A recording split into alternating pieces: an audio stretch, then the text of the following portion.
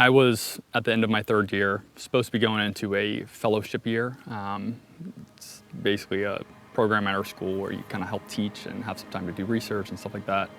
And about a month into it, I would say it may have been a little bit before I actually started, but the Navy called me and said, "Oh, you're going to Washington State for this mobilization," and didn't know. Just having to figure out everything in like a month. Yeah.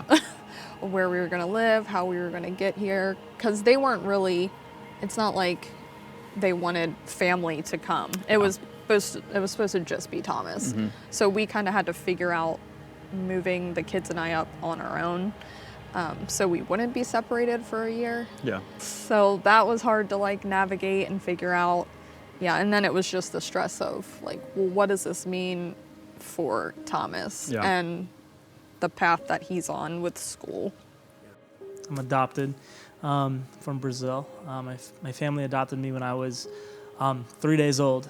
My dad, who's a doctor, he was on a mission trip down in Brazil, and he goes into this clinic, and this lady comes in and she's like, "Hey, I'm pregnant and I want some medication for my baby." So my dad helps her with some prenatal vitamins and just some stuff like that. 7 months later, he gets a call that there's a woman who wants to give her child up for adoption. So he and my mom jump on a plane, fly down to Brazil. And when they walked in the hospital room, the woman that was giving her child up for adoption was the woman that 7 months prior my dad had treated with all that medication and everything. And the crazy thing about that is my dad and my mom at the time had no idea they were adopting a baby from Brazil. So the baby that he was helping 7 months ago was me. For me personally, 2020 ended up being a year that was the worst and in some ways the best because I had to come face to face with myself, which I'm not sure I've ever done, because I felt like I could always personally rise above anything. But what I felt and what I experienced is I couldn't do it anymore. Like I could not find a way to rise above what was going on inside of me. 2009, one of my best friends took his own life. I felt like, okay, I got past, like, how do you get past it? I don't know, but I felt like logically, I'm in a good place. And back in 2011, my wife and I, we lost our 2-year-old son. And I thought I was past it. Like, I don't know how you get past it, but I logically could tell myself, I'm through this and I'm not grieving anymore. It's okay. But what happened is in 2020, everything slowed down a little bit. And what I realized is I was just self-medicating by staying busy. Stay busy at work, stay busy trying to help my family, stay busy. Help as many people as you can so that I don't have to deal with helping myself. So I don't have to deal with whatever's going on inside of me. But God had a different plan.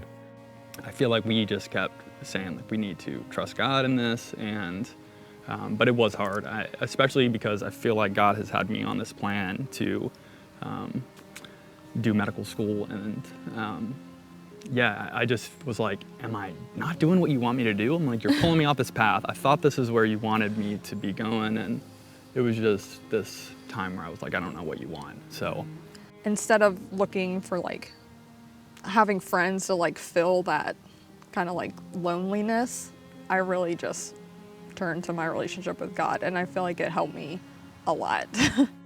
This has been one of the best years for me because I have felt so out of control. It has really forced me to look to God, to say, wherever you want me is where I'll go. And I would say in the past, I have not been like that. No, I feel like it was just all school, and I feel like he just felt this pressure that if he wasn't dedicating all this time to school, then he wouldn't do as well. And then because I feel like everything is like a step. Yeah. Like undergrad, it was stressful because he needed to do well to get into medical school. And now medical school, he's like, I need to do well so I get into a good residency. Yeah. And a lot of that is out of their control. Yeah. Coming out here, I would say from August until the end of December, we just went hiking and we're doing the devotions together every day. And I mean, it was awesome. I feel like I grew more in just a couple months than I had the whole time before that. I'm child number 10 on my biological side.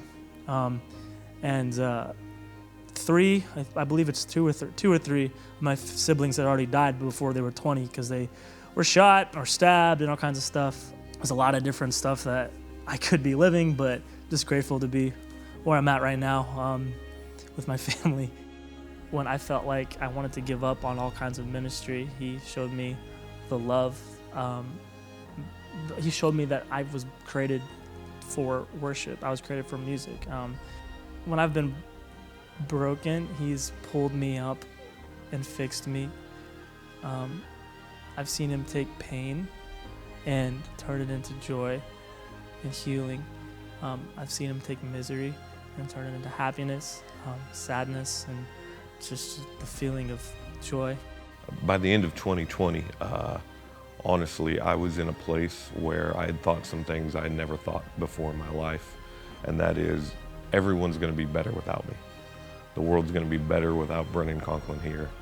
And luckily, the Hope City family, as well as my wife and my personal family, stepped in and said, something's got to change.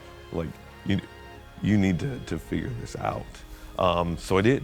I got some good therapy. I got to talk through, I got to process, and actually have a really big and revealing experience that helped me know that 2021 was going to look a little different. That after 18 years of being a pastor, I was going to need to take a time out. And Hope City's been amazing. This is our church family. Like, we're still here, and it's awesome being on the other side and being able just to experience that and listen to what God is saying on the weekends, and to my kids and the programming. And then my 13-year-old daughter said, "Dad, you're way more nice now." Now that hurts, and it's great because it means there's change. And my wife is telling me, "You're way more present than you've ever been." I mean, I feel like God's presence, I feel, comes a lot when I'm just in my Bible. You know, that's the time when I'm trying to get to know him. It's like any relationship, you know, the more time you spend with a person, the more you recognize who they are. It's just like, no matter what I do that's negative, he always has an answer that's super positive, and there's nothing I can do that I can run away from.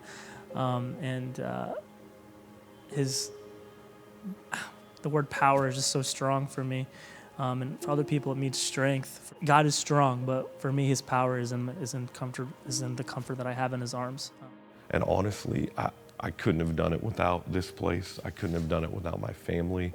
And honestly, I couldn't have done this without God really revealing some stuff in 2020. And I can honestly say it's probably the first time in my life that I've experienced God's peace. And it's going to be okay.